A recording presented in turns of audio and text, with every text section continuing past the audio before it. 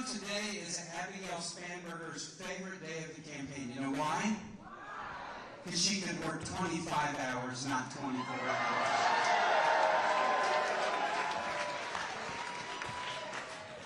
Mark and I are thrilled to be here with Abigail, who is going to be a fantastic next governor for the Commonwealth at the time we need it most, right? And we have been crisscrossing the state. Mark and I helping out House of Delegates. We want the Democrats in the House of Delegates to have more than 51, and we're going to get a lot more folks in.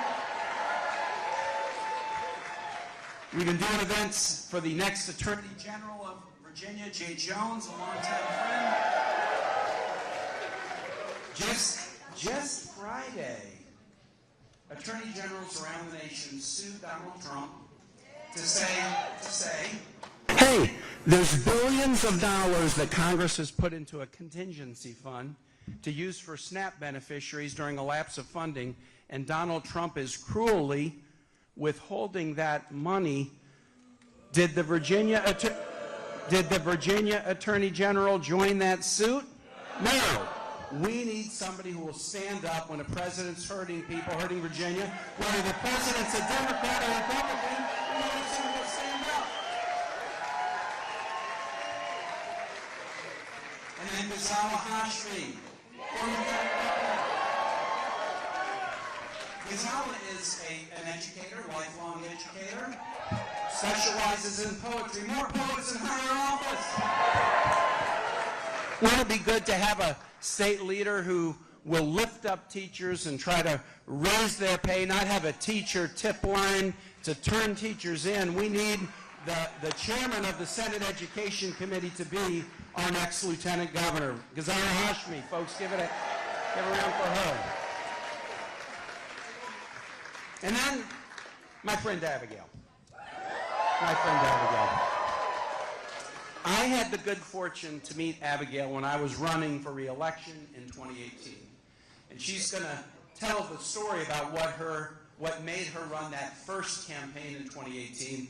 She was running in a very red district against somebody who was viewed as a giant killer because he had knocked off Eric Cantor, who was about to be Speaker of the House. And Abigail got in the race with a lot of energy, but with the Vegas odds weren't so good. But we did a lot of events together in 2018, and we crisscrossed that huge 7th district. And I've said to many people that as a former mayor, governor, senator, DNC chair, vice presidential candidate, I have campaigned with a lot of first-time candidates. I've never campaigned with a first-time candidate who was as good right out of the blocks as Abigail Spanberger. And this is the part that matters, she serves as good as she campaigns. There are people who campaign okay, but they're not great servants. There are people who are bad candidates and are great public servants. But with Abigail Spanberger in that race in 18, then 20, then 22, what you've seen is somebody who campaigns strong, is a great listener, and then serves very well. In the Virginia delegation, there's 13 of us, 2 senators, 11 House members. We get together, Democrat, Republican, once a month. Bobby Scott is the dean of the delegation.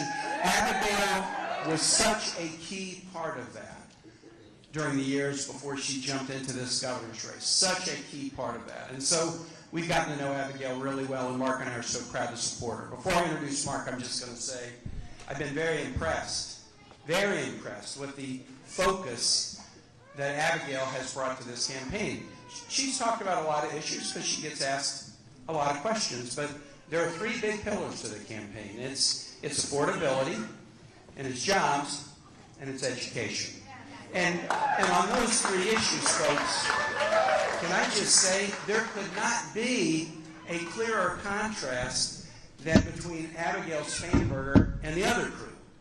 Affordability. Okay, what's going on right now with Donald Trump and the Trump cheerleaders, including Abigail's opponent? Energy prices, they're going up. Healthcare prices, going up. Food prices, going up. Building supplies, going up. Back to school, it was up. Halloween, it was up. Thanksgiving, it's going up. And Christmas and holidays are going up. Everything is going up. Mark and I are in a big battle right now in D.C. to trying to stop Donald Trump's big, beautiful bill from delivering big, ugly health care bills to tens of millions of people all around this country. The other side, they only know one way, and it's up, up, up with prices. Abigail has put plans on the table for housing affordability and for affordability of pharmaceuticals. She's riveted upon the fact that we got to help everyday people better afford the necessities of life. She's up against a crew that's jacking prices up on everything, and with this tariff nonsense, it's going to get worse before it gets better, but it'll get better in Virginia with Abigail Spanberger as governor. Jobs. Jobs. All right, what's the other side doing? Laying off tens of thousands of people with no strategy, big wrecking ball, like wrecking the White House, just wrecking the economy, laying off people who've spent their whole career serving. Donald Trump has laid off more veterans than any president in the history of the United States. And he's not done. He's not done. They laid off 2,400 people at the FAA, for God's sake, when we're dealing with air traffic issues. And they're not done.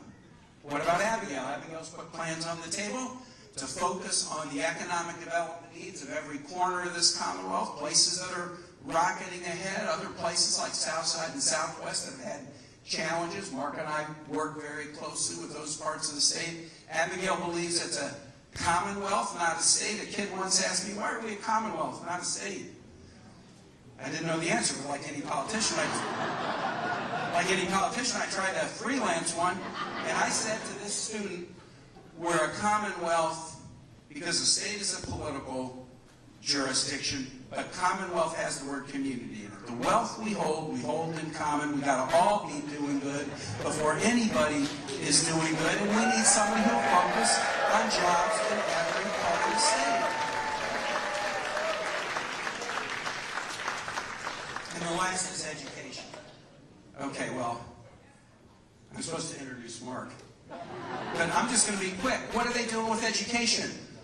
Destroying the Department of Education, for starters. Last week, they announced they're laying off all of the folks at the Department of Education who have been working on special ed, on the Individuals with Disabilities in Education Act. They're taking a wrecking ball to the education agencies. They're going after Virginia university presidents. They're trying to squeeze public service loan forgiveness. There's not a single thing these other guys are doing that isn't harmful to education.